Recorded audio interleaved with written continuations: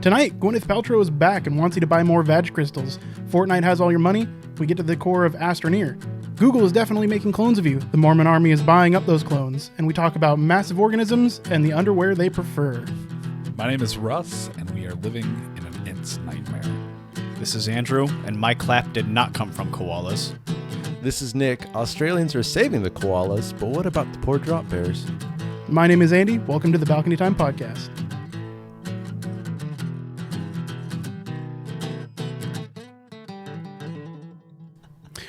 We're rolling with it. So, follow-up Follow up. on the Vag crystals. Oh. Gwyneth Paltrow now has a Netflix special featuring her products. Of Goop fame. Wait a minute.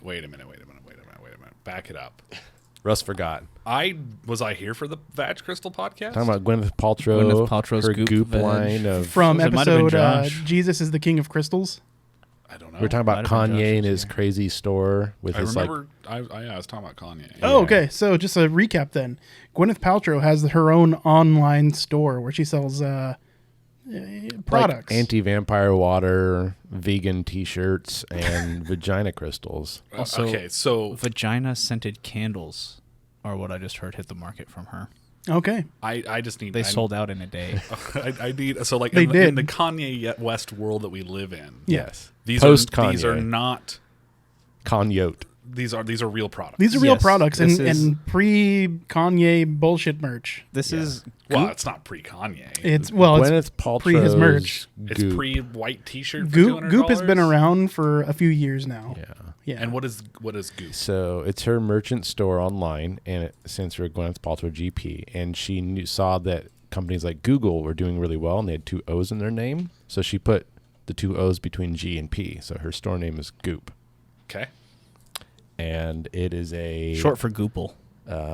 hyper expensive wellness, I think is a good word to describe this. They do like right there, chakra wellness. vagina crystals. They sell like lip balm for $9,000 and all kinds of stuff. He's looking at their news.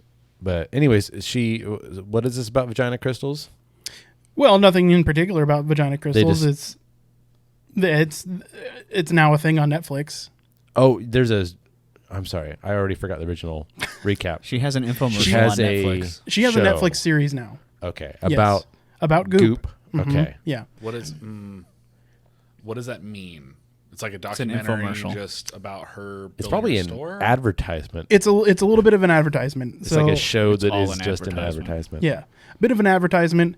There's a little bit of like, QVC now on Netflix. Go to the wellness tab so we can I did. peruse. That's just news. Well, what's this up? If you hover over wellness, is there Would you like to buy a vagina-scented candle? Too bad. We're out. Okay. Right. That's why I was in shop. Okay. I mean, shop. I would buy it. Feminine care. I'm not even joking. Like, I'd like that shit when I'm gonna. There's an masturbate. LV trainer for $100. I don't know what that is. It trains your LVs. It levels up your pelvic What floor. is the douche looking thing? It's a vaginal K cup.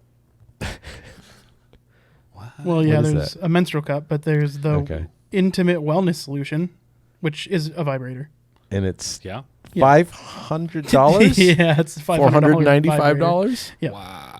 And Yeah. it How doesn't much even is that? have like another appendage coming off it or nothing. No, there's even just some Spanx like underwear. But they're not Spinks. $37. They're Speaks. Yes, they're Speaks by Thinks. Oh God, that hurts. Yeah, You can buy some love oil, some literal love oil, straight from the witch in the Hamlet, and it's $95. No, that's what the menstrual cup is for, is to collect your love oil. yes. So you have to buy both in tandem. Straight from the witch in your Hamlet. I thought that was what the word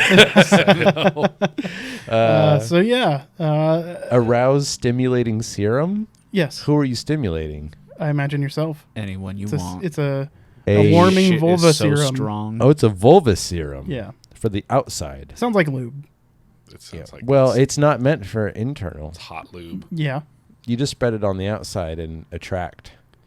Also, There's a tongue cleaner for $9. charcoal toothbrush, $8, which I don't think sounds that expensive for a charcoal toothbrush. It's literally burnt wood, and it's $8. Yeah, I mean, but charcoal's all the rage, man. That's Yeah. the markup on charcoal. heads up to anything our right now is audience: if crazy. you take medications, just like in general, and you start using That toothbrush looks charcoal like a cigarette. toothpaste or charcoal toothbrushes, you should check for interactions because certain charcoal toothpaste and whatnot can fuck with your shit.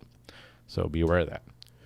So can goop you- aside. Can you splunge me a bit downwards on the splunge meter? Yeah. Thank you. That's a little less splunge. Yeah, well, so she's got a documentary coming out. Are we going to have to at least watch the first episode pre-podcast? I think we might have to. Yep. I gotta look this up. Goopening 2, the electric Goopanoo. Yeah. So what the article that popped up that kind of grabbed everybody was when she first came out, she was selling stones and crystals that you insert into your vaginal canal for wellness, to change your mood, to do Align et cetera. chakras. I vaguely remember this. Yeah. It's a docu-series. What's his name did a really good spoof of They're it. using that term loosely. Kanye.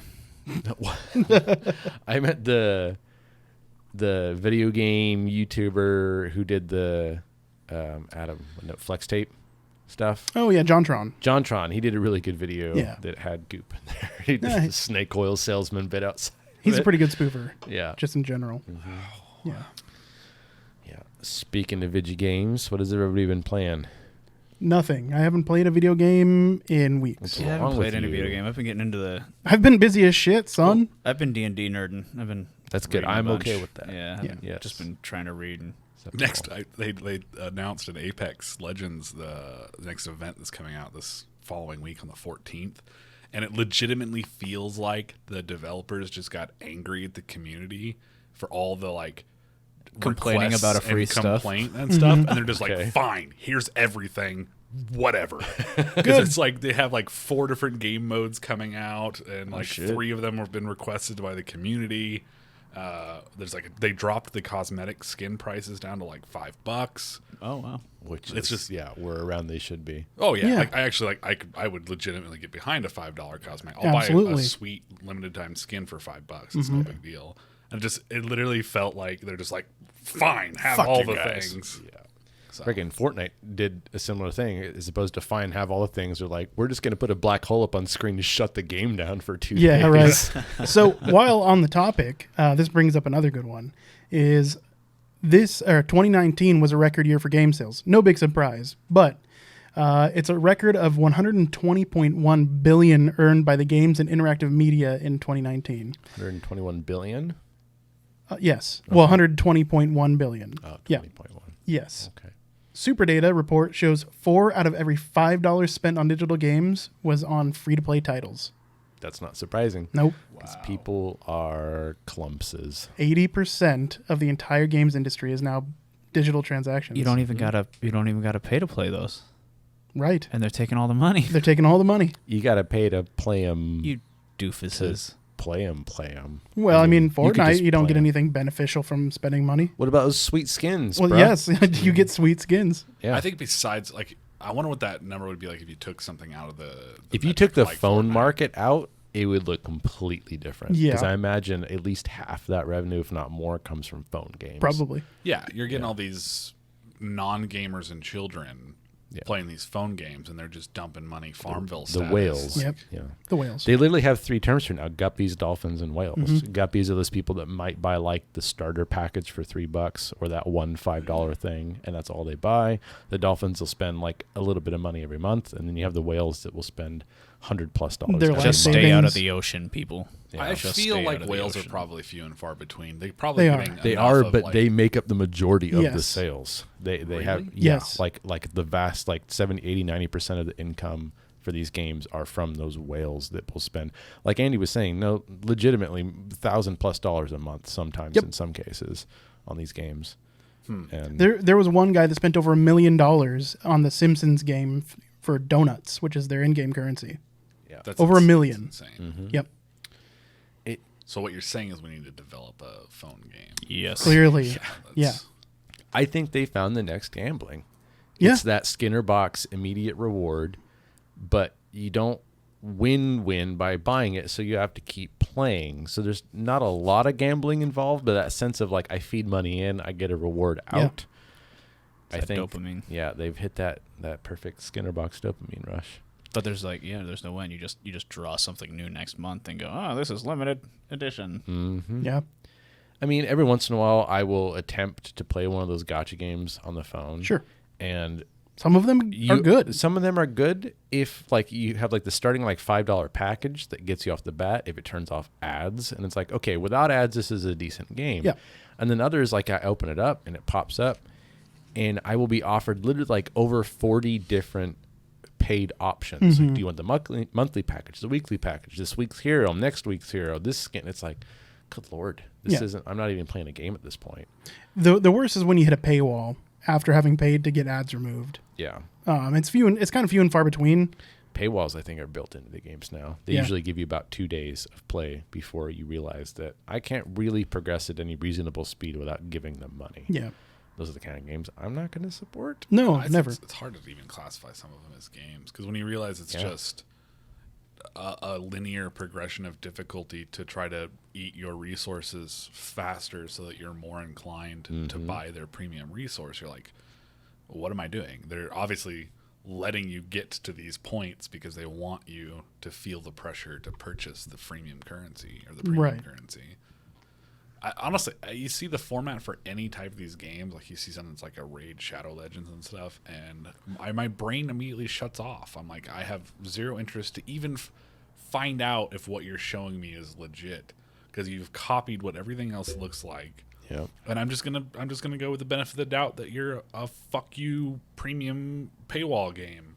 They're just refined methods of taking your money. Raid is just like a quintessential version of that quote unquote game where it's like we have found a really good way. They had so much money that they could pump out so much advertisement just to get people to pay the game because they knew it would pay back in multiples, you know. Yeah. I don't know off the top of my head which company makes Raid Shadow Legends. I'm betting it's some Asian company because they Probably tend owned by to own Tencent. most of these gacha games come from there, or if they're American companies that are copying that same thing. Yeah. You know what game I love? Mobile auto chess.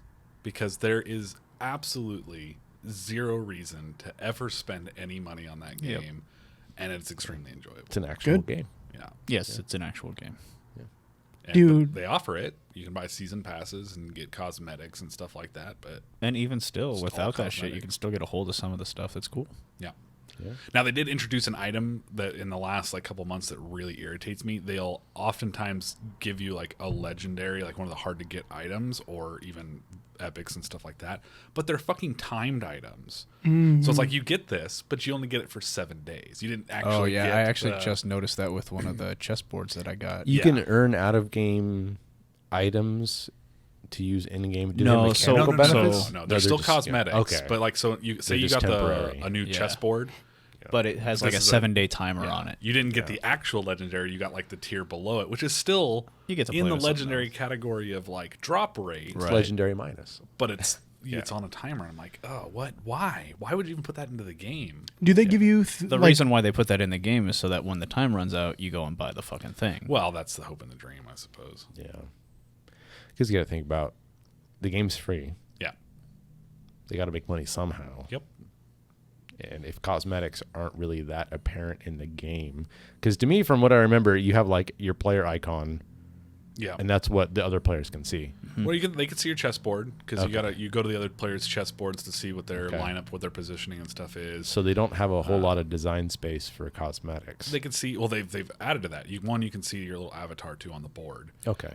But they have now introduced, which I think is really neat, is chess piece skins. Oh, so right. you can, because they had a holiday event that recently happened, so you can actually you'll have the same like the centaur. She's a little chick that heals people. And it's a stuff. skin for the character. Yeah, so when she's out on the board, now she's in She's a like unicorn. whatever. She's a fucking druid. She's a centaur lady. She's a unicorn without a horn. Yeah. But they have a couple of Zero them they corn. released now, and like it throws you off at first because I'm playing a match, and all of a sudden there's this like what I normally see is Santa the Claus thing. No, the one that threw me is the new one, the vacation items, where you have the war chief. Oh, yeah, and yeah. he's wearing a pool floaty. Okay. And I was like, what the fuck is that? Yeah. Oh, it's just a. So those are fun. Those are neat. Yeah. That's a cool cosmetic, But but it doesn't change the stats of anything. yeah, I don't have to pay for that. So I wish they would do more games would just do cosmetics.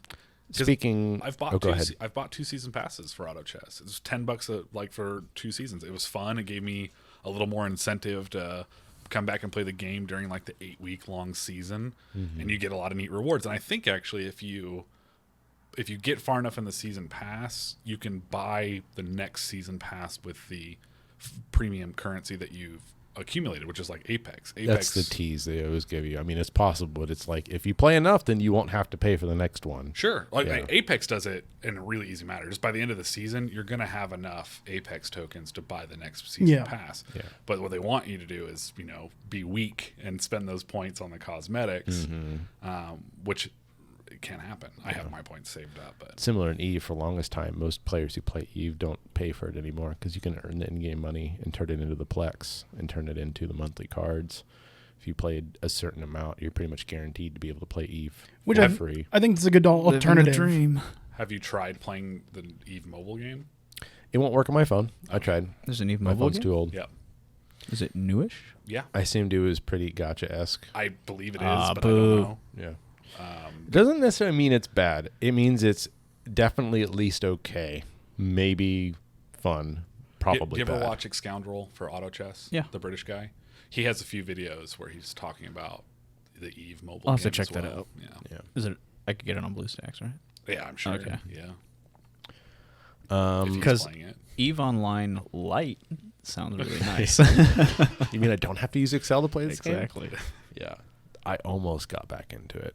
I Oh, had a yeah? whole day during my Christmas vacation Let me know where I was just if you watching do. it. I was like, Let's start from zeros. That's how it gets you, man. You watch a stream. it wasn't a stream. It Just was let me 3 know. hours of tutorials I watched. Okay. I will watch people. The first thing when I go to get a no game, the first thing I Google is, especially for like intense games, top 10 things I wish I knew before I played game Yeah, X. That's sure. the first thing I watch. And then I will watch things, I wish I knew before this. And then the moment you start playing, then I'll encounter something like, well, I know this is going to get deep, so I'm going to go watch a video on it. I usually will watch probably 5 to 20 hours about a new intense game before I sink 5 to 20 hours into it. You should do what I do and just watch an additional 10 hours and watch 30 hours of somebody just playing the game. That's what I did with Bloodborne. Yeah. Does she find her husband? What? Wasn't that Bloodborne? Oh, I'm thinking Hellblade. Yeah. I'm thinking Hellblade. Yeah. Yeah. I played over the weekend. I got Cat Quest 2 I thought you were on going the to say they PS4. made a Cats video game. Oh, I was really God. excited for a moment. That might like You play it with a microphone. and they're And skateboarding. it's like Rock Band. but You have to sing the songs. and then you have to meow and purr Yeah. like in harmony. Right? Meow What meow is meow. What is Cat Quest? Cat Quest is it's kind of like a action RPG. You have one character's cat, one character's dog, and they're both kings, and they lost their like thrones, and you have to get them back from the evil Lioner and like Howls McGee or some other pun. Is it a parody of King's Quest? No, it's just a Okay. very cartoony, punny, like aimed at kids kind of action RPG. And I played it with my niece, and she's 8 years old, and she loved it. And it was surprisingly fun. It is full of puns, but it was really enjoyable. And her mom started playing it too. And if you have kids in like the 7 to 12-year-old range, Cat Quest 2 recommended. Also, I saw The Eyes of God in Astroneer. I don't want to give away too much, but You mean like that popsicle thing with yarn? I mean, like, you've been reading The Expanse? Yeah. You know about like the protomolecule? Yeah. And like the humans are like a type 0 civilization, and the protomolecule comes with like a type 3 civilization. Excuse me, we're like 0.25 type civilization. We're on Mars now. 0.25. Okay. I guess, yeah, in The Expanse, right? So this is similar. I've been playing Astroneer. I've got over 100 hours logged on it now, and I've gotten to about where I'm at before this endgame stuff like a couple years ago, but I didn't go any farther, activating all these weird gates that are on the surface. So I started doing it with Adam, and there's these giant pyramid, like hollow wireframe pyramids on the surface of these planets, and if you feed them a shit ton of power, they turn on. And I knew that once you turn on more than one of them, you could teleport between them, and it looks fucking amazing. But then I didn't know, because I never gotten this deep, that there's a core to planets. And so we spent like 15 minutes in this total Mad Max scenario where Adam's in the front on a tiny tractor with a nuclear reactor on it and a giant floodlight. And behind him is me in a 36-wheeled, 3-train semi-trailer carrying an entire base worth of stuff, slowly spiraling around to the core of this planet. I've got a crane with like a diamond drill on it. I've got like 3 nuclear reactors on the back, enough storage to carry an entire base of stuff. And we get to the core of the planet. And what's interesting is there's no like lava. You can just keep digging deeper and deeper. And because less and less of the planet is below you, gravity starts getting weaker because more and more of the mass of the planet's above you. So we're jumping and we're floating around.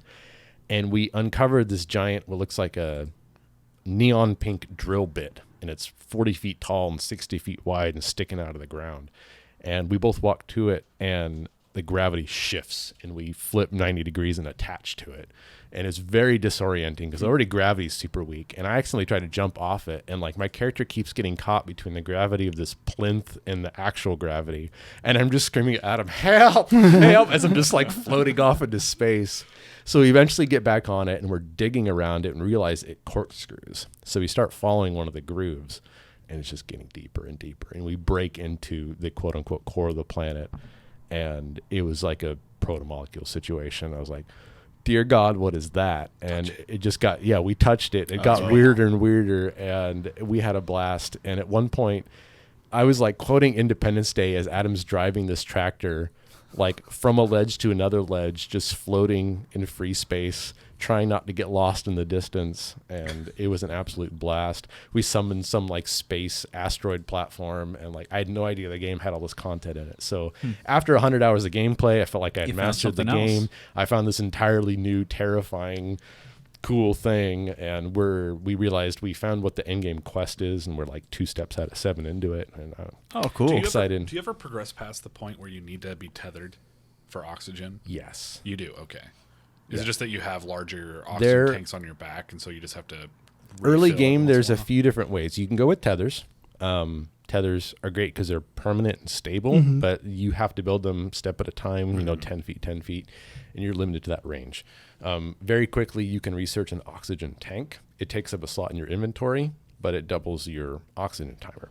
So this late in the game, I have 2 options. One, I usually run with 2 oxygen tanks. Because we have so many vehicles which provide oxygen if you're nearby them. I rarely need to be on my own. But late game, you can get a portable oxygenator, very late game, which provides you with infinite oxygen, but you have to power it. Right, so you have to carry around some type of generator and constantly feed it organic, or you have to carry around a bunch of excess batteries. So most of the end game... Can't you just attach one like the little windmills to your backpack? Yeah, or is that not enough and you can breathe as long as the wind's blowing. Okay. So let me ask you this: how much unlike Minecraft is Astroneers? Unlike? Yeah, 42%. Okay. Yeah. The only similarity with Minecraft, I feel, is the fact that you dig and craft, but it's like you don't build shit out of blocks. If I describe Minecraft as like this open world, Lego kind of survival, slow progression through the tech tree, it's similar in Astroneer. Like you have to slowly work your way up and research things to increase your bandwidth and throughput. It uses voxels instead of the squares, so it works a little differently. I think as bare bones as the story is, it's better than Minecraft's. Okay. Minecraft's like, we're going to send you to a moon. You're going to find a weird ass dragon and shoot the crystals, right? We'll just jump in. I've only put like maybe 2 hours in Astroneer. Jump into it. Yeah, we'll All right. we'll putz around together. It's a very minimalistic game, yeah, which serves it well. Having played so much into it, you wouldn't think it, but you can actually really get really good at Astroneer because the core gameplay loop is literally, I need these resources to progress to this next thing, but to get that, I have to get these resources. So I go do that, and then I get the new stuff, and I get to try it out, but now I'm out of these other resources. So I have to take some time to restock all my resources so that I can start researching the next group of things. Okay. There's no real combat. There's no real time limit. There's a phrase I've heard before that I like to use. It's called the busy box. It's especially in surviving and crafting open world games. You constantly have to be doing something like in most survival games to keep fed, to keep your water. Right. There's no time limit on the busy box on Astroneer, but the more you play, the more things you have to do if you want to progress. So I will sit down one day, I'm like, today I'm just going to devote to base management, organization and resource gathering. And I'll sit in my base for 3 hours just flitting about. Like I'm putting shit in the soil centrifuge, I'm putting shit in the chemical plant, and I'm using that to make this other resource. And then other days I'll sit down and play like, I'm going to go to this planet and discover new shit. So it's an interesting gameplay loop, and it fits me very well. I don't know if everybody would like it. It took me like an hour before I figured out that I had not properly assembled my research machine, because you find like these big chunks of weird alien stuff, and it's like, oh, you can research this and gain research points. And I'm like, okay, well, I know in my inventory I can build a research thing. So I built it, set it on the ground, dropped this giant like alien block thing into it, and then it's just sitting there. And there's like this disc that's trying to go around it, but it just kind of goes, bah, bah. And I'm like, that seems like what broken machines do. Yeah. But it's also got like a timer on it for it to research. And it's like, okay, well, maybe this just takes a really long time. Sure. Like real time wise. I'm like, all right, I'll come back a little bit later. And I come back like 20 minutes later and like nothing's changed. The machine's, bah, bah. And I'm like, fuck, okay, is there like, does it need power? And I'm like looking around the base because a lot of things have little power outlets and stuff. I'm like, there's no fucking power. I can't get the thing out of the machine now. I'm like, fuck, what do I do? Like, the only other option is to cancel the research process, which destroys the thing you put in there. At the time, it's the only one I'd found. I'm like, I don't know if I want to destroy if they're this thing. rare or not. I found out later that they're all over the goddamn place. Yeah. So, I go find another one, realize that, like, the problem was I didn't put it onto a goddamn table. It has to go on a table. And the table has the power outlets and shit, so then it can be powered. I'm like, God damn it. Yeah, all the power routing is through tables. It's very obvious once the machine starts working. Well, also the fact that I was putting everything else out on tables. But I think, like, I didn't... It just didn't occur to you. I don't think because it kind of looks like a table, the research It looked like it fit on the ground. Yeah. And, like, I hadn't built anything that large yet. And I don't think it fit on, like, the initial table I had out. Or something. It didn't, I don't know what it was. Maybe I'm just dumb. But once I figured it out, I was like, okay, tables for everything. Done. Adam You was playing just- on the console? No, I was playing on PC. Okay. Yeah, you can play it on the consoles. I think there's some bugs with the consoles right now because they just released them. But I was bitching to Adam earlier because we set up for a long trip to this place, and I spent an hour getting ready, and he forgot the MacGuffin we needed. But as I'm yelling at him, he stops me and he says, "Keep doing what you're doing." And I was in our giant vehicle, 3-trailer semi, digging. And I've got this drill in the front. I'm going up and down. He's like, "You look like a sandworm." And I realize Cool. I'm going, I've got all this mass behind me, and I've got this drill in the front. And I'm digging into the ground and pulling back up and catching air in a 36-wheel semi-trailer and then digging back underground. That's awesome. And I was like, I'm going to run into you if you don't get that zinc that we need. Can you die? Oh, yeah. Yeah. What happens when you die? You drop your backpack and your gun, so anything you have on you where you died, and you respawn at the last either base you saved in, rocket you launched out of, or... And does it revert to the previous save that you were there? No, time just continues. Okay. The only thing you lose is if you don't go get your stuff, then you've lost your stuff you had on you. Okay. So, yeah. Death is a deterrent in that game. It's not a focus.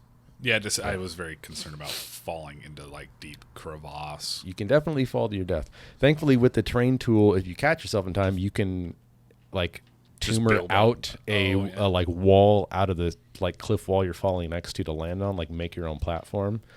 Considering I'm playing on PC for, like, the first time in, like, 9 years. It takes a little while. I don't think I'd have the reflexes to, like, switch to the gun and then build out a foothold. Yeah. But The coolest thing that happened before we change topics is Adam was on this pink screwdriver thing, like told you about this giant obelisk, and his gravity is he's attached to it and his head's facing me, so he's sideways. And we were running out of oxygen. We'd gotten so enraptured by this that we forgot to get breath. So I was running, I was ahead of him, and he was about to suffocate. And I'm like, I finally get to our rover, and he's about 30 feet away from me. And he can't quite jump high enough to get back to ground, so he can't flip his gravity. So I managed to take my train tool, and I start adding dirt underneath him. And I'm making a pillar for him, which is going up. And for me, it's pushing him directly towards me. Mm-hmm. And he fucking died like 3 feet from attaching to the rover. oh, man. So he had to go all the way back up to the surface and work his way back down with the nuke tractor. But yeah, it was very fun. That exciting, like, this is actual tense moment in Astroneer. We're fighting inverted gravity here. But Definitely a game that you have to play with people, with others. I think, yeah, I'm a very weird person to be able to enjoy that game solo, and it's so much more fun with other people. I Yeah. was enjoying just bebopping around Sure. on my own. I sunk about 30, 40 hours into it when it first came out, just by myself. But Sort it of plays up to learning the 4 ropes. people at a time. I can't even imagine what that would be like. I mean, it's a game that we could all play. We should. Yes. Let's put it on the calendar. Yeah. Next Sunday. Next Sunday. Well, don't you guys have D&D Yeah, during the we day? And podcast then, during the and then we No, podcast. I mean during the day. You guys play D&D. Yeah. I mean, I can get out of Russ and I are free all day Sundays usually. do you so- play every Sunday? I can. No, I played last night this week. Okay. I've got a rule with my tables that like we don't always play every week because there's times when you need them off to do other stuff and Yeah. whatnot. So We could literally play any day of the week. Yeah. Monday. Okay. I mean, I could after like 9 o'clock. Oh, okay. Yeah. That's too late. I We usually get started. It's too late. All right. Yeah, we'll jump in. Okay. Now, what you need to do is try to see if you can log in to your Microsoft game or your Microsoft account Okay. from the Xbox Yes. onto your PC. Right. And then see if you can just download Astroneer from My Game Pass. Let's see if that works. Onto the PC. Well, because we're Xbox married, so I want to see Right. if that works. Okay. I'm not sure if it does, and Googling it is confusing. So. Okay. Well, we'll just try it. Yeah. Did you guys have a service? I have Microsoft Game Pass. No, I meant like your wedding. Oh, yes, we did. It was. It was was a small not thing on the invited. beach. Yeah. I mean, the weird thing is that to this day, I can still play Overwatch, Yeah. Right. and Which you never owned. and you also don't have an Xbox. Yeah, I Live don't even account have anymore. an active gold account. Yeah, so we'll see how it works. The Internet Historian, I don't know if anybody of you watched him. No. Adam I turned have. me on to him. He did a really good video on the engoodening of No Man's Sky. Yes. I think is what it's called. In good and That's what it's called. What does that mean? Well, they took a empty game that was boring after like Yeah. 10 hours and Oh. actually made a into game out actually of it. a pretty good game. Yeah. It only took him 4 years, but Yeah. The first like 20 minutes of the video is him describing essentially from the user, the buyer's view of what happened, and then he spends the second half of the video describing kind of what happened from the developer's point of view on forward. And he makes a good case that, it's a gray situation as to what exactly happened. But yeah, No Man's Sky was essentially a terrible, empty, glitchy pile of horse trash when it came out. and it didn't live up to any of the expectations that the developers had put forth. And Yeah. I'm sure it comes. I mean, I doubt that anybody involved wanted to put out the game that they did. yeah, Yeah, Right. that's kind of what he's talking about. That seems 'Cause like a good watch. it's a AAA game, essentially. It was published by Sony. The guy did an interview on Stephen Colbert about the game, and the entire development team was 6 people. Yikes. Yeah. But then, apparently now it's pretty good. I played it last year before like 3 of the most recent major updates, and it wasn't quite my jam. I'd put it at like compote, but for now, I mean, I might give it another shot. It is still $60. yeah. That's I the haven't thing is paid it's full $60 retail price for a game in a Yeah. long time, so I don't know. I don't even know what the last. I think The Witcher 3 is the last game I paid full price for. Yeah. So, on topic of The Witcher 3, it just had like a whole. Obviously, with the show coming out, it's going to get some popularity. Oh yeah. It beat its original like opening week numbers. It sure didn't it? did. Yeah, That's in awesome. sales. Yeah. So Yeah. The Witcher 3 was the biggest game on Steam for a few days, Right. Yeah, on. Yeah. after the release of the new show. which I that's was awesome I was really happy to hear that they reconciled their conflict with the author. Yeah, because it seemed like he felt like he was getting kind of short-ended after the CD Projekt Red in the game. Yeah. But apparently it's all good, and they're approved to make more Witcher games with his blessing. And I'm Which like, that's yes, great. give it. Fantastic. Great how much money can just lube situations. That's what I was thinking. Is like, yeah, he's Yeah. laughing all the way to the bank with the Yeah. Netflix For fucking sure. money. Hey, if it makes everybody happy. He was never disappointed with how they handled his IP. It was mostly like I don't think, and I'm speaking out my ass because I don't remember what the argument was, but it probably came down to he didn't make as much money as the game was making. Yeah, money, Yeah. and They so were he got making a shit ton of upset, money yeah. off of his idea. He should have had a higher royalty count or something. Yeah, something. A percentage of the back end. But the first couple Witcher games didn't do great. No, they like didn't. they were well received, but not many people received Very them. niche, very Yeah. niche too, because of their difficulty slash bugginess. I literally could not play the first one due to bugs. Mm-hmm. I tried really hard to get it to run. Well, and just load times. Load times were ridiculous in the first one. I wouldn't know. That's what turned me off to the whole series originally. Yeah. Yeah. Well, I mean, you think about it, like with how what year was the first Witcher? Oh God. 2012, 2011, I'm guessing. I think it was before that. I can just juggle it. Because it was PS2, wasn't it? I don't. The first know. Witcher. I played on the PC, quote unquote. Yeah, yeah, played. yeah. I wouldn't know. No, I'm just talking about era. Yeah.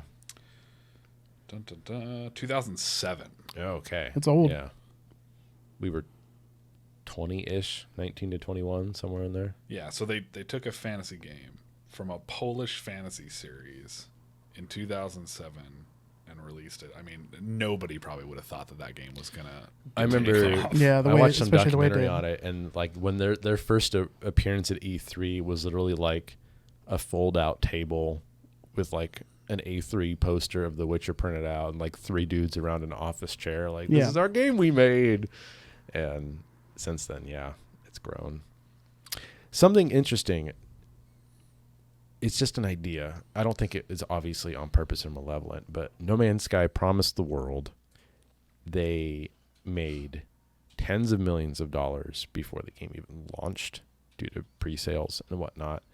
And then they had the option when the game came out and it sucked to either ditch, take the money and run and be like forever blacklisted from game making, or just fix the game. So they fixed the game and they had the money to do that. I'm like, what a lawful evil thing to do if people are so easily duped. Trick them into tens of millions of dollars of pre-sales. Right. And then It's like release the artificially game. increasing a stock price. Or And then you something. can spend half the money fixing it so your reputation isn't tarnished, and you essentially netted yourself $30 I'm million. pretty sure that's like the standard operating It procedure seems to be that for way these all days. AAA most titles AAA, these yeah. days. They kind of promised the moon. This year's Call of Duty is so much better than the last one because you can call on a wireless cell phone. I don't know, but Call of Duty's not a good example because it's always the same. same. It's this. Yeah. yeah, I'd say, I mean, Assassin's Creed maybe. no, Division. Division promised the yeah. world. They released a bad Uh, game. Destiny. Destiny. Well, Destiny. Do they even ever fix Destiny? That's this dumb thing. They make a lot of money off of it now. So Right, but I feel like that's them. Like, oh, pre-sales and people playing our shitty game, and we're still never gonna fix it because that's the other boat. They either take some of their money, fix their broken game over the next couple of years, or they just fuck you and don't give a shit. And like, we have your money now, and you're gonna keep giving it to us because you're a whore. it's so hard to see, but I'm just a firm believer that most people that play these games, they don't follow any of this game news. They have no idea any of it's going on. Yeah. You know, I know people that That's what I was enjoy thinking. Fallout 76. What? Yeah. I'm not going to call it names. They don't enjoy it a lot, but like it's not that bad. And I'm like, Is it I'm not going to tell you It's Colin. that you can't enjoy it, but it's just baffling to me because I'm so deep in the weeds in video game news and video Right. games that like to enjoy that game requires someone who has no connection to modern day gaming news and experiences. And I'm like, Well, that's got to be the Fallout- average consumer. Fallout might be in Yeah. a different league because you're already accustomed to buggy, broken games. Yeah. because I mean- I enjoy Fallout. Like, Yeah. like Sure. every Fallout I've loved 4. 4 is the newest one, right? 4 was pretty Yeah. good. It wasn't, I mean, New Vegas kind of takes the throne. Sure, But yeah, 4 was pretty good. I enjoyed it. But you know what you're getting into, and Yeah. like so. I think about Hannah, my cohort, Hannah Crane. Okay. She loves the whole Fallout world, and Yeah. she's not like a heavy gamer at all. And she was super hyped about Fallout 76, and even leading up to Fallout 76 coming out, I was warning her. I was like, "You realize this is like an online game. Yeah. There are no NPCs." You know, like in my head, I already knew before that game come out that it was going to be fucking hot trash. And I was Yeah. kind of like, and she's like, Trying to "No, help yeah, I her. really like Fallout." And I'm like, "Okay." She bought it, and she still enjoyed it. Yeah. So I'm like, I guess those people exist. I didn't want to touch it with a fucking 10-foot pole, but Yeah. I don't know. I think we're going to hit a AAA bubble. I think they're always going to have FIFA games and Call of Duty games, but I think within the next 10 years, we're going to see some kind of major shift in how these games keep getting released year after year after year. I think what we have to come to terms with, which is the change in our generation, is the expansion of who is playing games. Right. And because so many people are now in that field of It's not a of niche like hobby games. anymore. No. Right. No. Which means there will always be room for every type of game. Your shitty unfinished AAA title that was flashy and caught someone's attention. Your Yep. shitty ass fucking mobile game that It's you know, the summer blockbuster of the game world. Exactly. Yeah. Yeah. And so we just have to live in that world. And thankfully, we have the experience and the knowledge going forward to where we can pick out the gems that are actually worth our time instead of being drowned Yeah. in the deluge of garbage that is going to become the norm. I don't think we'll ever run into like a regular Nintendo like situation to where they flood the game with the market with bad games and the whole market collapses. Yeah, we're I don't done think with I that. think we're too. I mean, it was part 100, of- $120 billion industry last year, so I Yeah. think we're way past that. Yeah, they can't. There's always going to be game studios that love their art and are putting their heart and soul into making and releasing a good game. Yeah. And it will always resonate with enough people, I think, to make it noteworthy. Hopefully. I mean, some of it does have to do with coverage, right? I mean, like if a game doesn't get covered by more standard media, then it may not get the exposure that it necessarily deserves. All it takes is one good Twitch streamer to show off his Sure, audience a game. absolutely. You know, Yeah. Do you feel like there's a lot of games that are falling through the cracks because they're not getting enough notoriety? there's I don't Probably know. guarantee it. well, I would With- assume so. With how easy it is to develop cheaper, simpler games nowadays, guarantee it. See, I feel like if you build a quality game, the community was always going to find out about it. it just depends. Like, I don't how know. many people know about Europa Universalis? Right, like, and with how accessible those tools for game If creation are you nowadays. if you are the audience that EU is aimed at, it's an amazing game.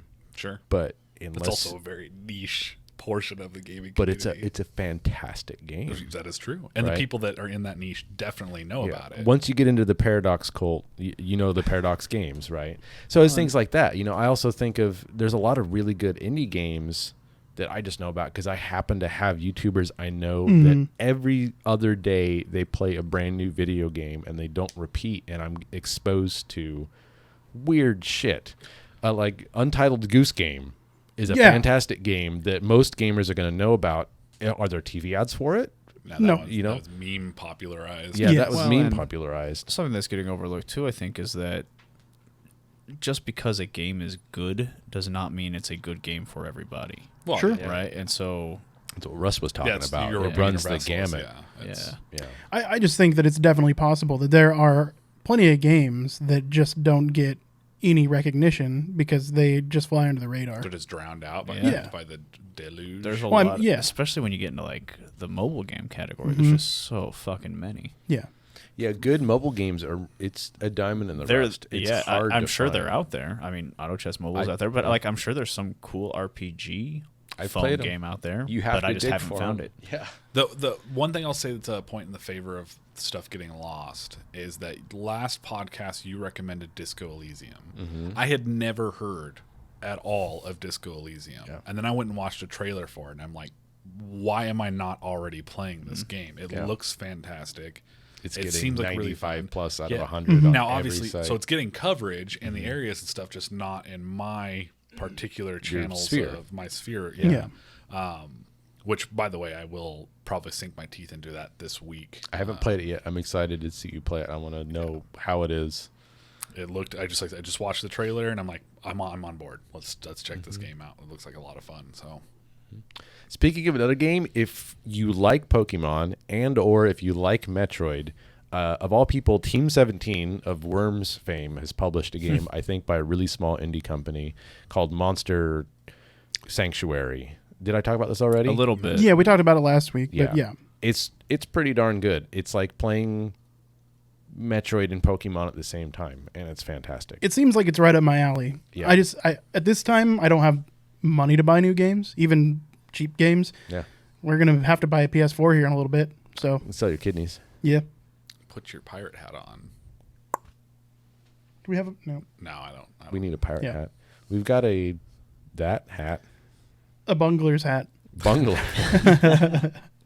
Well, it's about break time. You guys ready to take a break? I would love to. It looks like we have some people in chat that would like to talk with us a little bit. Yo, what up, dudes? Yeah, so let's go ahead and take a break. This Dudes break and brought to dudettes. you by Raid Shadow Legends. Oh, fuck you. Jesus Christ.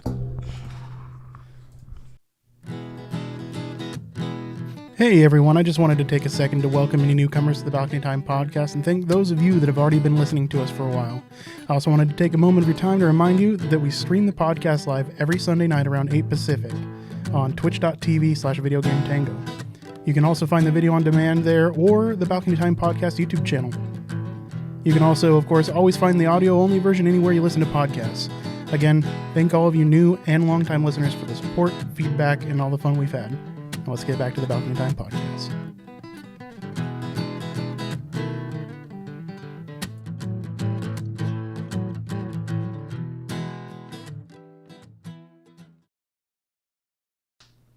So I watched Our Man in Japan with James May on Amazon Prime. Dude, what a delight. Yeah. So I saw clips from it. I've watched a lot of travel shows and a lot, especially focusing on Japan because it's a popular one, right? But nobody does it better than James May because he's like, well, we could talk about the food all we want and all, the culture and stuff. And he's like, but instead, we're going to talk about the fun stuff. So he's like, Japan is known for the robots. Let's go to a place that does robots. and it's like, it's really fun and it's super honest because I forget which one James. I forget their names. James May The is old slow long one. hair. The slow one. Yeah, Captain Okay. Slow. Gotcha. So he's the presenter of it, and it's only 6 episodes. They're about 40 minutes apiece, 50 minutes maybe. But it's incredible. Like, I mean, first of all, Japan is great. Their culture is really cool. Their food is really cool, but it's less focused on the overall culture and just getting into like deep dives kind of. But he does like 2 or 3 per episode. So, it's 20 minutes on a topic and then he moves on to another one and then another one. So it's fast paced enough that it really grabs and holds your attention, but it's also deep enough that it covers most of what you're going to want to learn from something. Which is interesting coming from May, because the last thing I saw that he made was like a 50-minute video on YouTube on how to break down this ancient lawnmower. Yeah. Right. It was an entirely different Yeah, video. that's James May, the deconstructor, and that's also fascinating. I love that. Yeah. I love those shows. That's I do like watching the stuff that he makes. So yeah. He is much better not on Grand Tour. He's great on Grand Tour, but he plays a caricature of himself. He does. Yeah. And they all do, They all right? Yeah, Hammond plays up his hijinks and definitely I wouldn't be surprised if Hammond wasn't playing up his hijinks. I wouldn't be terribly surprised either. it's on Prime. You said. Yeah. Cool. Okay. So yeah, I watched that, which immediately I was like, oh, I need more. So I watched the one where they have to construct the truck and make it across Mongolia. Which one was One of the more recent specials. It's from season 3, episode 12 or 13. that was the one they had the hole and they drive over the other truck. No, Right. but I did watch that one right Okay, afterward. that one was good. That was Columbia. Columbia. Yeah. Yeah, that's right. Yeah, I think you said you watched the boat one, the boat special. Yeah. Was it in the Philippines? No. No, that was Vietnam. Vietnam. Yeah. Yeah. It was pretty good. I really liked it. I thought It was neat seeing them on boats. The whole idea is they each had their own boat and they had to make it from these rivers all the way down to the ocean into this main city. That was my least favorite part. Was that it was on boats. Okay. So they didn't make the connection that they always do with their cars, which is something that I always look forward to. I mean, that's kind of all they talked. Fucking Gorilla Clarkson. All he did that whole show was talk about his PT light attack scout craft. Sure, yeah. But and he made some really good points about it. he did absolutely. But it was almost more factual than the end piece where it's like, I love this car. Yeah. It's kind of hard because they're not boat people. Yes. Well, he Clarkson is. Okay. He owns boats. But yeah, he points out that like the scout boat we used in the Vietnam War that you've probably seen in Full Metal Jacket. I don't know. Or what was the other big Kubrick? PT boats. Yeah, the PT boat. There's none surviving. They have like no record of them. And he had to have a company from like images and I'm assuming blueprints and whatnot essentially remake the PT boat. And And it cost him like a shit. It was like Yeah. $300,000. Something like that. Something ridiculous. Yeah. But yeah, it uses jet engines. So if he's not going fast, he can't steer. Yeah. So it becomes a huge problem. He's trying, like, you think of like a 16-lane highway, but in the water with giant oil tankers, and Clarkson can't steer a fucking PT boat. But yeah, that was pretty funny. It was a really fun episode. I mean, I liked it a lot. There hasn't been a bad episode of the Grand Tour, I don't think. If you like in those my three, opinion. yeah, they're pretty good. I'll check it out for sure. It's got to be better. I tried watching Godless. You see that on Netflix? No. Western. I think it was like an episode or 2 episodes into it and stuff. It's just not grabbing me as much as I would have liked. Mm-hmm. What was the plot? It's a Western. You got Yeah. a band of outlaws. Okay. They're causing trubs, and one of them has a falling out with the main bad guy, which is Jeff Daniels. Okay. Is the main leader of the bad guy gang, which is like I love Jeff Daniels. Yeah. I don't know. I'll probably try again Mm-hmm. to see if it can get its hooks in, but so far it's not enough. Yeah, sure. But I still recommend Dolomite. My name is Dolomite to everybody. That was I'll have to give it a check out. Does Yeah. that open with Eddie Murphy like in a record store as an Yep. employee? Yep. Yeah, I saw Titus Andromedon is in it. I saw a good like Ooh. 15 minutes of him in that record store. My mom was trying to watch it. It seemed like it'd be pretty good. Yeah, Snoop Dogg's the DJ inside their record store. That's cool. Yeah. There's a lot. What's brown and rhymes with Snoop? Dr. Dre. I just heard that one. Oh my. That's layers, man. I know. I love that one. so much. That's pretty good. I never realized, and I've been watching New Girl, of course, as well. The Zoe Deschanel show, which is hilarious. Love that show. But I didn't know they did a crossover episode with Brooklyn Nine-Nine. Oh, I didn't know that either. Yeah, they do. That must be in a more recent series. It's like I'm on the last season, which I think is season 7, and I think it was in season 6 that they had that crossover episode. It's pretty interesting. I wish I could access Hulu again because there's probably new episodes of Brooklyn Nine-Nine I could be watching. I've seen bits and pieces of that show, but It's Yeah. fun. It's fun. It's one of the shows that I know that I'll probably enjoy, but now it's so many seasons in now too. It's I feel a, like I've seen it because it's on Reddit Yeah. every minute of every day. yes, Yeah. it's a big time commitment. That's why I'm Dude, hesitant. Don't even come at me with this What? guy who's rewatched. Like, you just went and watched Sopranos. I didn't watch Sopranos. It was on while I was doing Absorbed things. It was osmosis viewing. Mm-hmm. You can do that with Brooklyn Nine-Nine. It's not like it's But super the issue heavy. is that I've never seen it before, so I will end up ultimately focusing on the show. That's my problem. It does become a time investment. I can't put shows on, quote unquote, in the background. It just I can if doesn't I've jive watched them with me. before, or if they don't quite grab me. Yeah. The requirement is that you're going to half-ass 2 tasks. Yeah. It's just the thing is either like just it gets blocked out and I'm like, what's this noise? And I turn it off, or I have to stop what I'm doing and watch it. I don't know if it's ADD or what. I'm a pretty good multitasker. I can give like a 75% to both. I know that, I'm at about 50%. Like, Yeah. I'll play auto chess while I'm watching Netflix, and like half the time I Suck. miss the show. Yeah. Oh, yeah. Half the time I'm messing up my game. There'll be times where I catch That's myself when I doing usually that. am losing is when I'm watching TV too. Yeah, Mhm. yeah. Yeah. I have been researching a book at work about modern day DNA testing, all the 23andMe and those things. It's pretty fascinating. It's bizarre. I have to stop and think the fact that we can test our DNA and find out the most crazy things. It's still just, we live in the goddamn future, right? But some interesting things. There's a lot of sketch that comes along with it. And it's essentially boils down to these A company could companies. send you anything, right? Well, Like at the end of the day. they promise in their EULA and all that they do your best to keep your DNA anonymized, I think is the verbiage they used. Isn't one of them owned by like the Mormons? I don't know off the top of my head because, again, I haven't read this book that I'm researching, but I'm having to watch like clips of the people in it and catching up on it. But essentially, you can't anonymize something that is literally your DNA. Yeah. Sure. Okay. Right. So that's one That makes problem sense. with it. The other one is that most of them tend to have a deal worked out where they sell your DNA information to pharmaceutical companies so that the pharmaceutical companies can gain more information about what kind of drugs they can make, right? Is that a good thing or bad thing? it's kind of up to you, right? The other the thing is they promise that they destroy your DNA when they're done.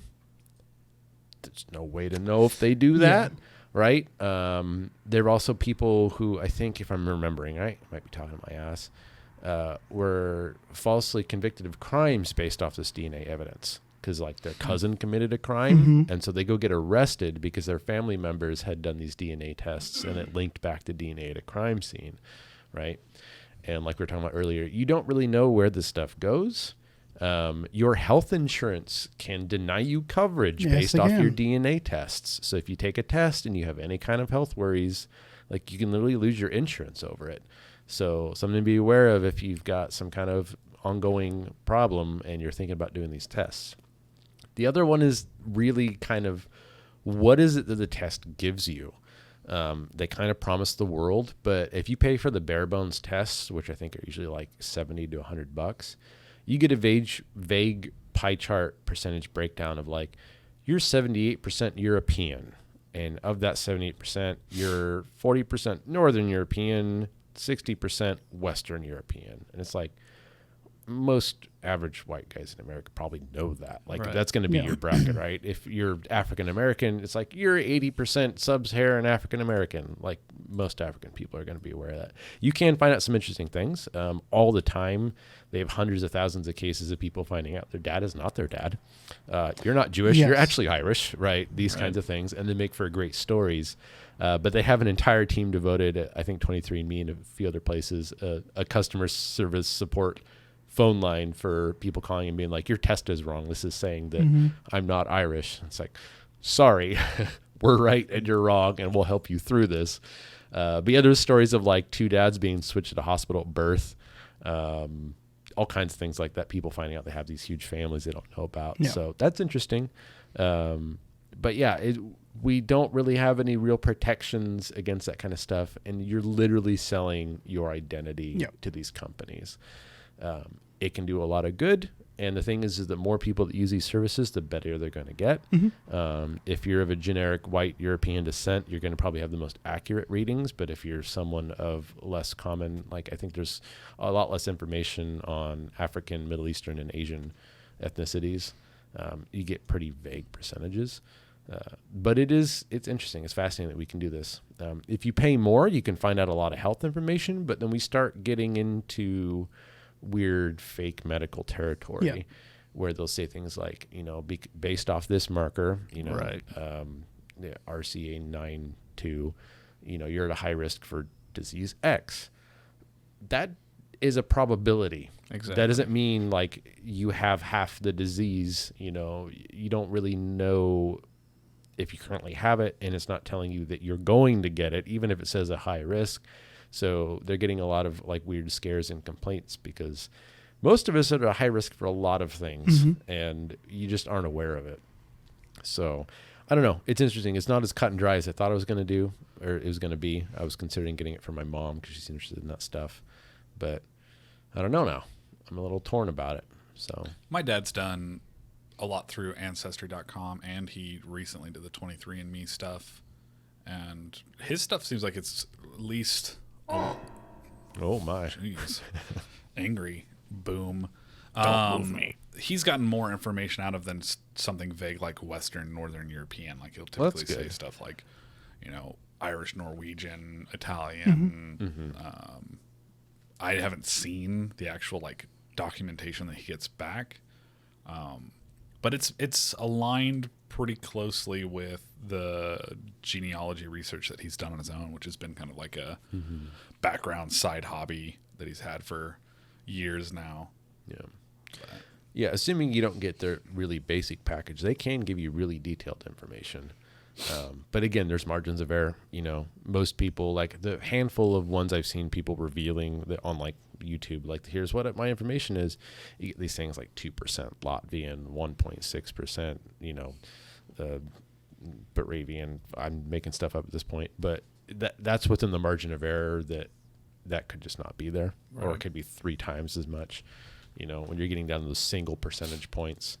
But they have, I think, over like 10 million people on 23andMe, which is pretty good, I mean, it's on every podcast ever. Pretty much. Yeah. I'd be down to do it. I'd do it in a bit. Just look into it before you do it. Yeah. Before you pull the trigger, get both sides. Be a But good what's idea. the worst case scenario that somebody has a You map lose of health insurance for the rest of your life. You can't be denied on health insurance based on prior. Absolutely can. And it's a real. I was just talking about it just a second ago. But Obamacare specifically means you cannot be denied for pre-existing conditions. There's probably some legal loophole Yeah, where that's if not a these pre-existing insurance condition. companies It's find a out- condition that's not yet yeah, manifested. there's been real cases of this stuff Right. happening. So I mean, if you talk about like worst case scenario, that's one of them.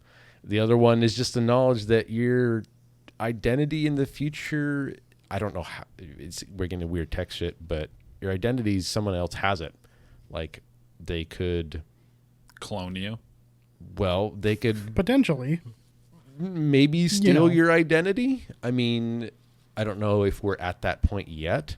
I mean, But somebody can Sense of steal your identity is by- more founded on like bureaucratic documentation as opposed to like the stuff that's intrinsically in you these days. Yeah, that's a wish-washy thing. It's more likely to have your identity stolen from leaving the wrong mail in the That's my trash than it point, would yeah. be from a DNA test. yeah. They're gonna figure out how to integrate ads into your body, though. You're gonna be asleep, and you're gonna be woken up by a 23andMe commercial in your brain. Thank you for They'll figure dreaming it out. about Raid Shadow Legends. Because I mean, 23andMe is partially owned by Google. They will figure out a way to monetize your DNA. Yeah, and give it time. But yeah, it was just interesting seeing these things that I hadn't thought of, considering all that. You figure you just send it off, you get some neat information about your background. Yeah. Someone made a comment to me the other day when I brought up the DNA testing, and they were like, I don't want to give my DNA information to the Mormons. And I'm like, what?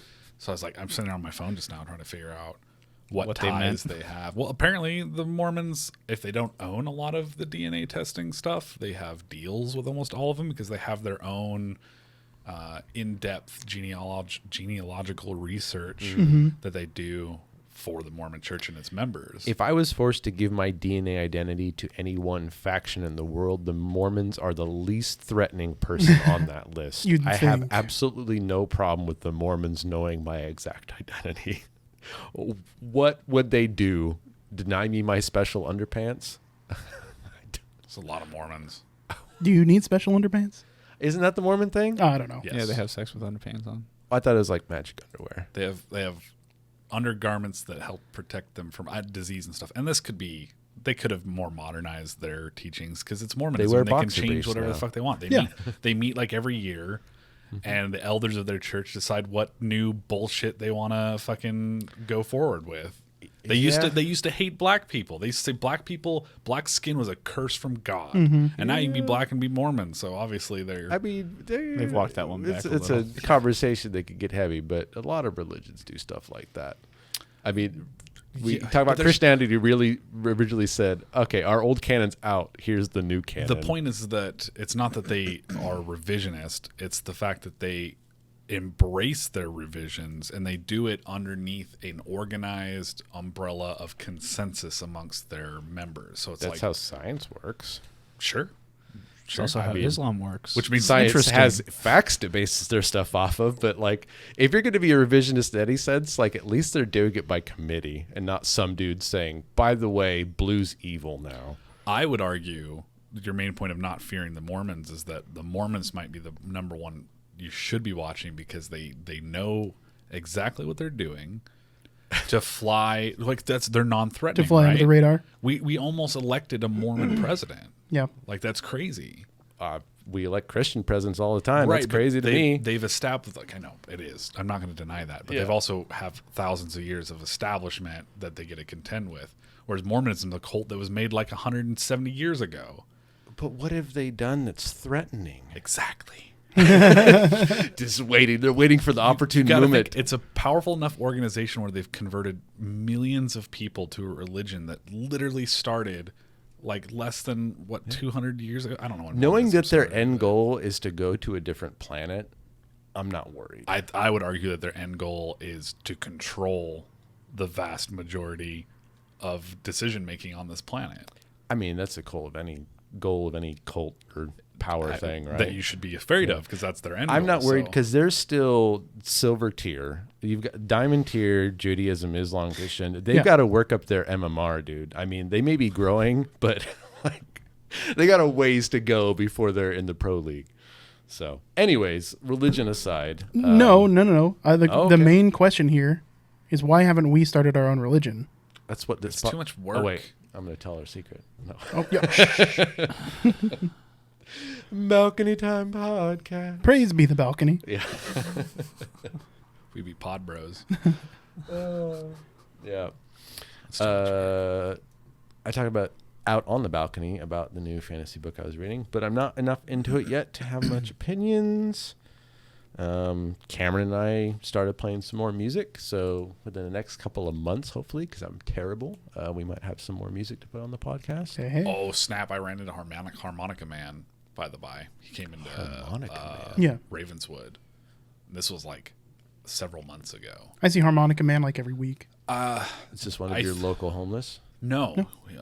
He's driving like a brand new car. Was he? Not the van anymore? No, it's not a van. Oh, shit. Yeah, he's driving like I don't remember. It's a little hatchback or something. It's brand new. That dude, I think is straight up bananas. Yeah. Like I think he's a crazy person. Yes. Like I got really excited because I was talking to him and stuff, and he's trying to tell It's me. fun to talk to. Yeah, it was. I straight up talked to the guy for like an hour and a half. Like You can't not.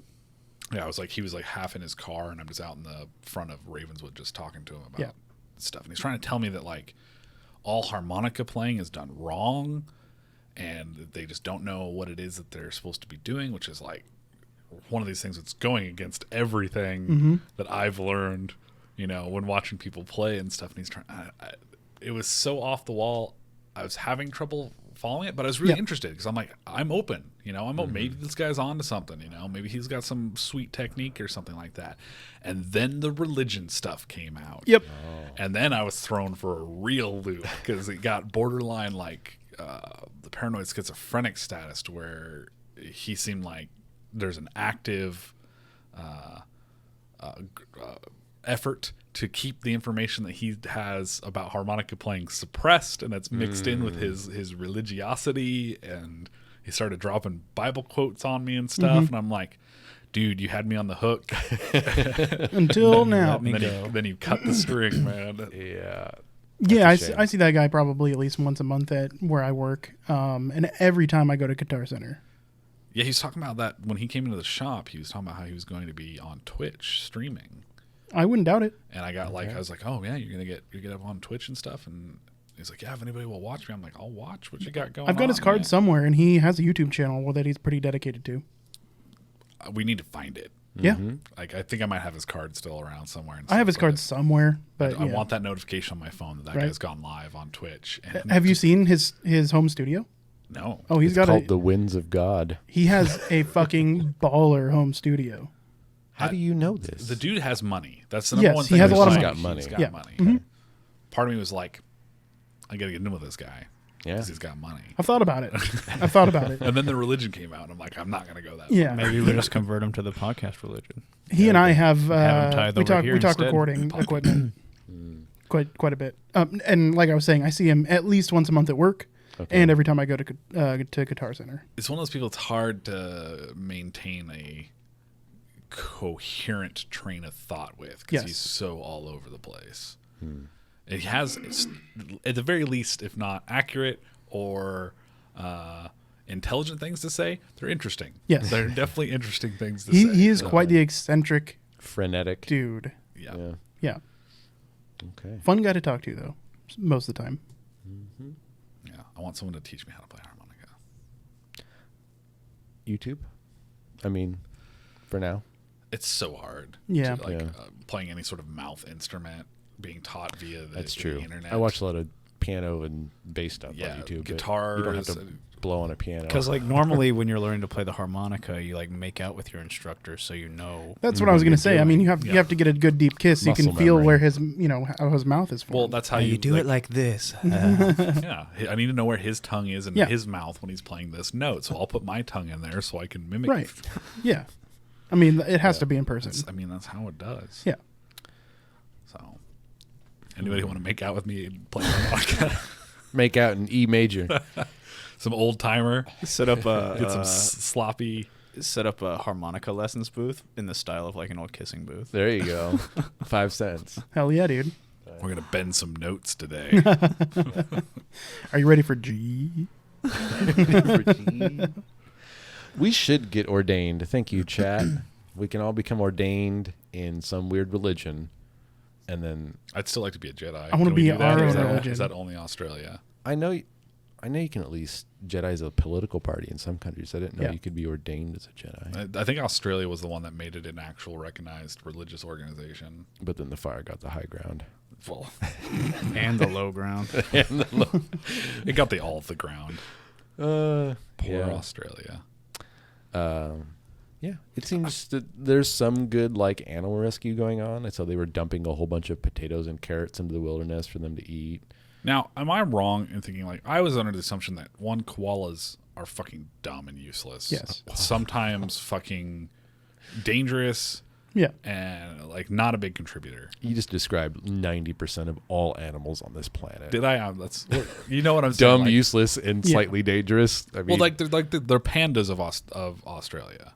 yeah. Most of them have chlamydia. Yeah. They're the pandas of Australia, but they'll give you the clap. Yeah. Yeah. They're the STD-ridden pandas of Australia. Yeah. Don't turtles have like Yes. gonosypra? No. hyphaloids? They give you a foodborne illness. I can't. Salmonella. So, Turtles have salmonella on them.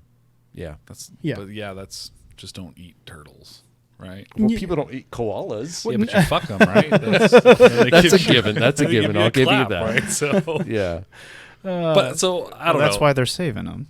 I feel like koalas are in that niche of animal where it's like if they all died out, whatever, we're mostly keeping them alive through our efforts, right?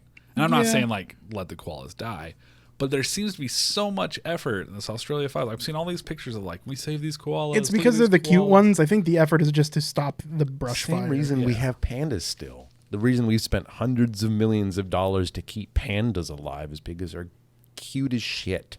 There's no, there is a black-faced eastern stink beetle in some country. I'm sure is dying out, and no one's going to go watch. Watching the Kimmy Schmidt show, saving that like butt weasel. Oh yeah, the shrew or whatever. Yeah. Yeah.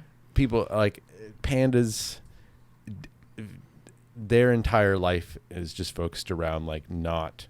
They can't live like they Yeah. eat the Yeah, worst they won't, food. They won't even fuck. Fuck We pandas have to is- like trick them into fucking each other, right? At what point do you say, okay, we tried? You lost. You know, the other thing to consider, I mean, ecosystems are so goddamn complicated, and when you have a fire ravage like this, we don't know what the fallout's going to be. I mean, there was a whole documentary about how they returned wolves to Yellowstone, and it made the trees come back. Like you get these connections that you wouldn't think. Yeah.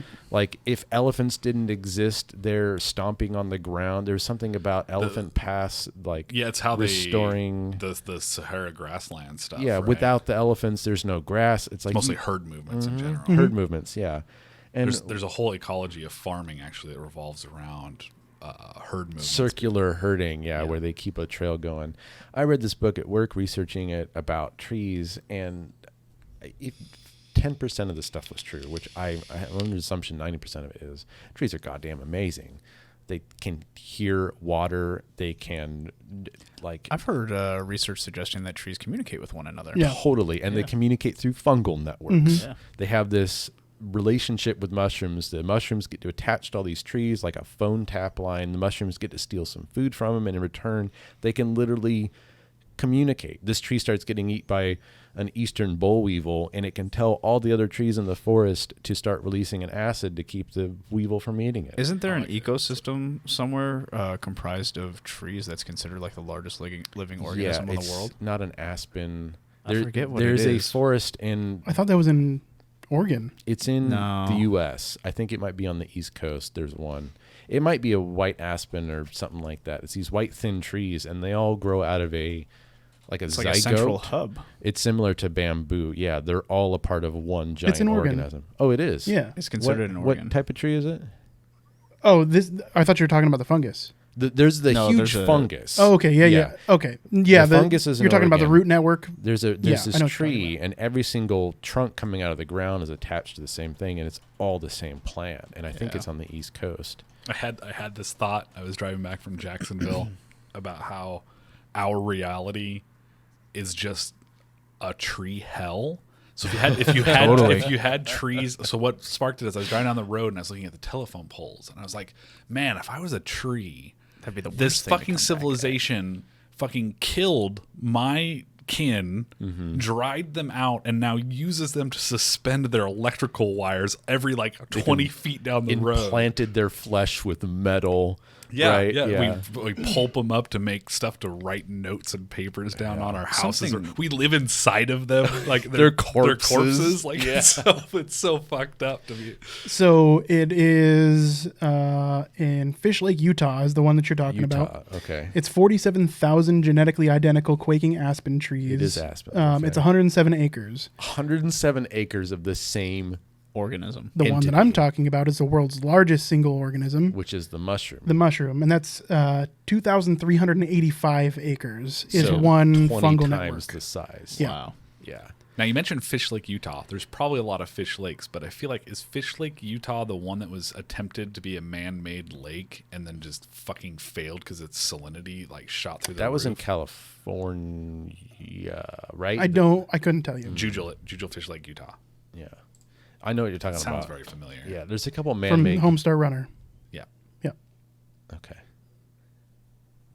But yeah, trees are crazy. They're apparently you can see this quite often, and I've been trying to keep an eye out for it. If you have two trees that are genetically related and they happen to start growing next to each other, Cousin trees. cousin trees, or mother-daughter, mother-son trees, Incest trees. the branches that are aimed towards each other will stunt and not grow so that they can grow away from each other and share light. However, if they're not related, their branches will be much thicker towards each other so they can try to starve the nearby tree out of light. Yeah, Rush wrote a song about it. Yeah, that's true. Something. Axes in your hell. We make out of their corpse a handle to attach To the the thing that weapon kills that them. kills them. Yeah. I noticed. everywhere. I don't know if this is an actual thing, but I noticed as I was standing outside of where I work the other day, there's some electrical wires and there's like some trees, and all the tree branches are curving up away from the electrical wires as though the current is affecting the direction of the trees. Because I looked at the same trees that Maybe. aren't next to the wires, and they continue to grow out straight. Yeah. I thought that was really weird. Because they've been cut back enough that they know that are not like. It didn't look like they were cut, but I don't know what the schedule is over there for trimming the branches, or if they even get trimmed over there, you know? I'm not a botanist. I just think trees are pretty cool. Sure. And I worry about Australia. I mean, yeah, they like have freaking poisonous trees and venomous birds and box jellyfish, but So I can't find the lake you're looking for. Fish Lake seems to be a fairly successful man-made lake. I worry about anything that presents itself as a portent of what is yet to come for all of us, you know? Like, that's what it boils down to. especially with the response it's getting, or the politicians Yeah. are just like, "Oh, it's fine. Let me shake your hand." No, let me shake your hand. Speaking of politicians, primary season's right around the corner. It is. It's already starting. Primaries. The caucuses are already underway. Well, no, they're getting started, right? They haven't started yet. Open I think Bob. Iowa's the first one. That's That's what like in a month, right? Yeah, Yeah. They're underway as far as like, it's the snowball is rolling. Yes. Open ballots show caucus. Bernie Sanders is gaining steam. We don't talk about politics on the podco. No podco. No podco. Politics I'm are not talking verboten politics. in this religion. Yes, you are. What? I'm talking about polling. He's talking about numbers. caucuses. Yes, Yes. politics. Soon, though, we won't be able to avoid it. It's It'll gonna be all up in our face. It's going to be everything Yeah. for the next like 9 months. So It's going, important, so. I kind of want to go back to religion. Yeah, let's do it. So, That one we can Religion's talk fine. about. praise Gaben is what we're going to. Winter Sail. You guys know Tested, the Adam Savage Yeah. Yes. Tested show. Yeah, so their presenter, I can't remember his name right now, went to Valve and Okay. checked out Half-Life Alyx on like Oh. all of the available headsets. Okay. Seems to run well on all of them. Nice. Cool. Even the Oculus Quest, The which newest is one, the little goggle guys. yeah, That's the one that just attaches. yeah, or doesn't attach rather. Not the one that you It's hook up it's with the your phone? standalone. Oh, okay. You don't have to hook it up to anything. Okay. Yeah, it's standalone. It just thrums in the night incessantly. Now, you probably have to turn down the settings, or they're automatically tuned down for the Oculus Quest, but that is enticing because that one is actually free roaming. You can move around. You're not tethered. That one, to me, speaks the most. If you're going to make the next Half-Life VR game, you better make it good because a lot of people are going to buy VR just to play it. And I don't understand why they haven't. I do understand why they haven't made a VR Half-Life game until now. We needed the VR market. to mature a little bit. But the reason they didn't do a new Half-Life game until now was because they didn't have anything that was like revolutionary enough to kind of beat what they did with Half-Life 2. VR seems like that would be the step. yeah, I imagine they probably had that up on the idea board like 15 years ago. Probably. Half-Life in VR? Yeah. But back then it wouldn't work, right? Yeah. So Hopefully we get a full-fledged Gordon Freeman Half-Life game. hopefully VR stops costing $1,000. Yeah. I mean, the Oculus Quest, I think, is $400. Yeah, I was That's gonna say 400 or 500 is the bare Entry point. Well, I mean, if it's console price and it's a standalone device, I think that's reasonable. Is it like knockoff ColecoVision style quality? I don't want to spend $400 For the on Oculus something I Quest? regret.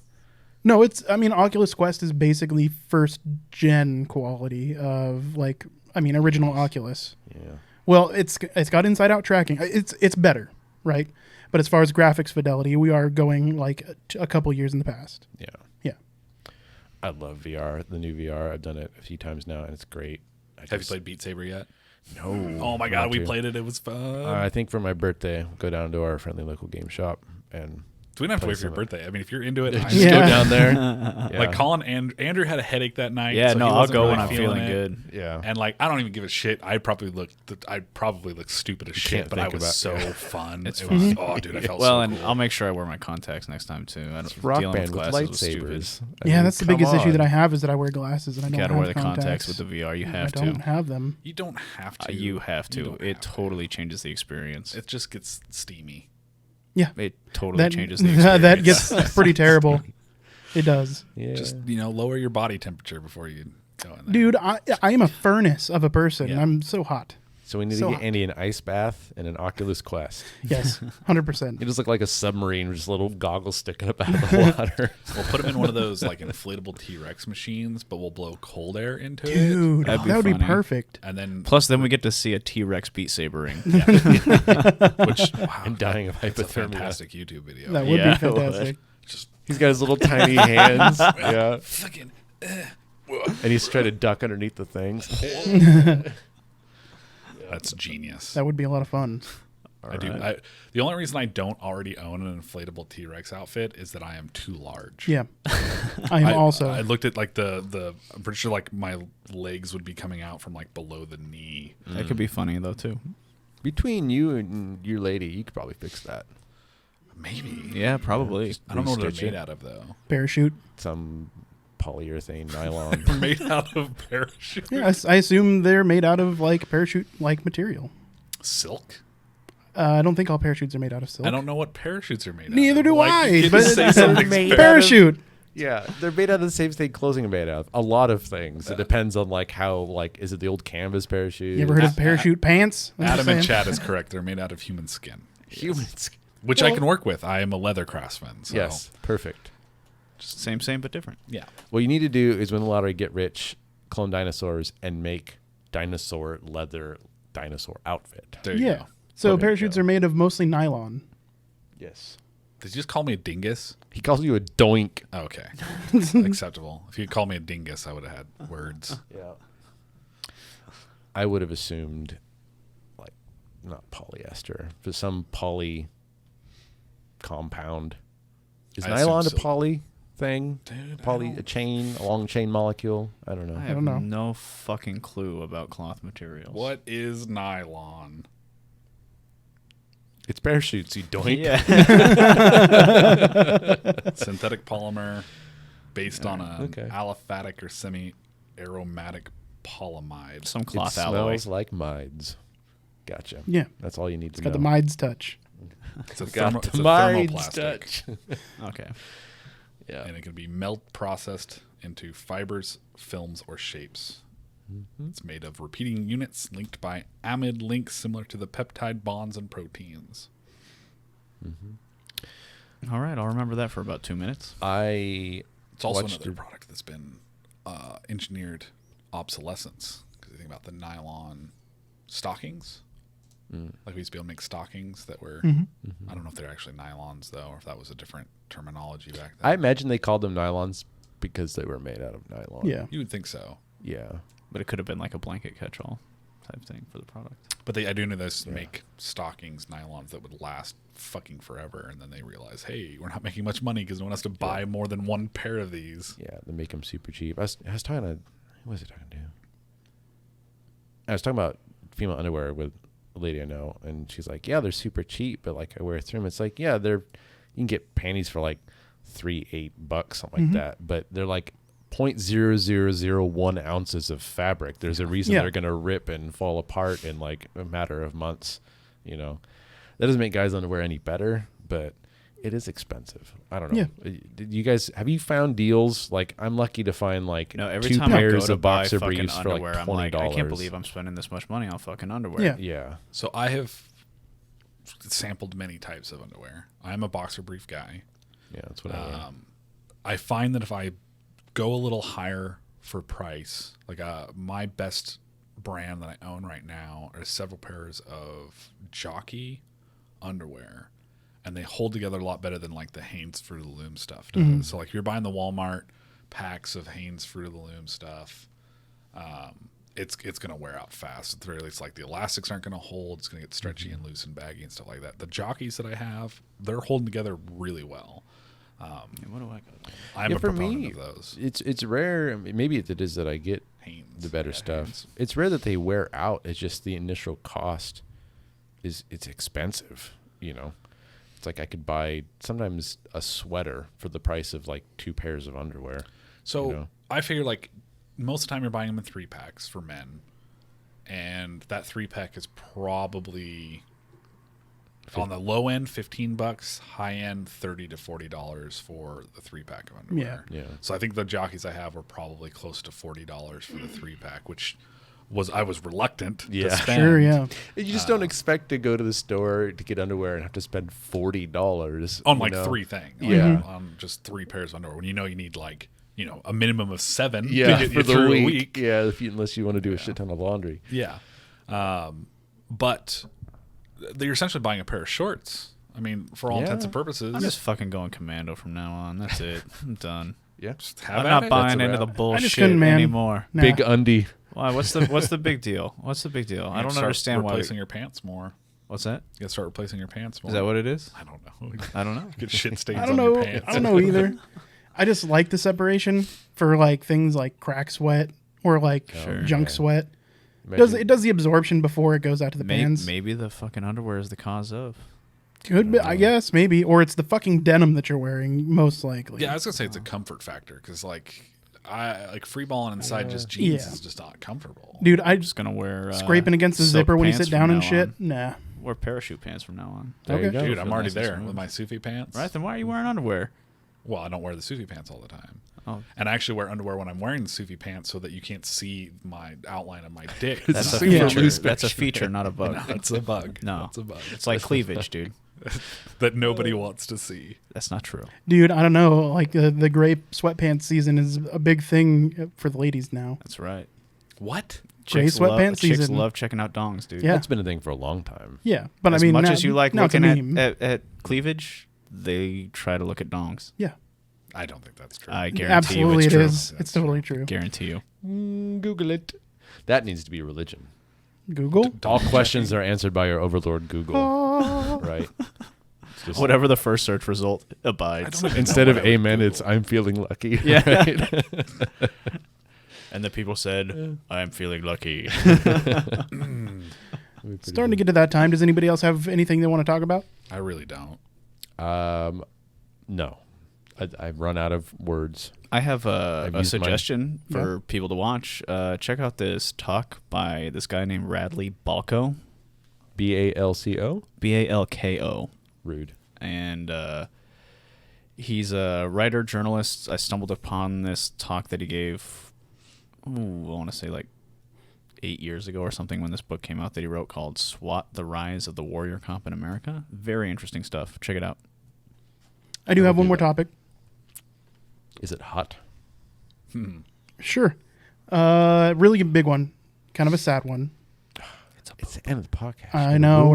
It's going to be a bummer. Redbox no longer rents video games. And a podcast. Thanks, everybody, for listening, because nobody gives a shit. I thought you were serious. I mean, yeah, it's not worth talking about, but it's a thing that happened. I'm going to go cry in a corner. Yep. Well, the nice thing is that you can go buy some cheap games from the Red Boxes.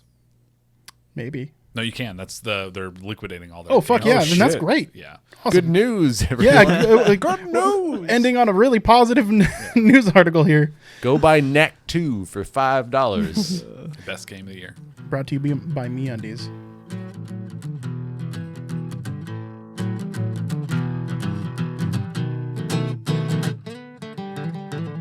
Educate your mind. Don't let the brain cells die. Come on, it's balcony time.